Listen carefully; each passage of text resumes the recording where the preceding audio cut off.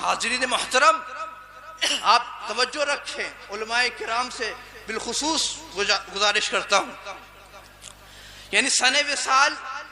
وصال سے 6 سال پہلے قرآن پاک کی ایک آیت میں بیان کیا، اور تاریخ اور مہینہ وصال سے 16 سال پہلے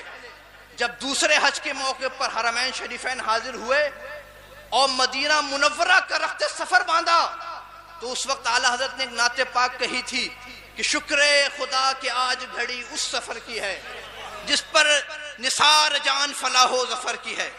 اس نعت پاک کے 2 شعروں میں اپنے وصال کا دن، تاریخ، مہینہ سب بیان کر دیا صراحتاً۔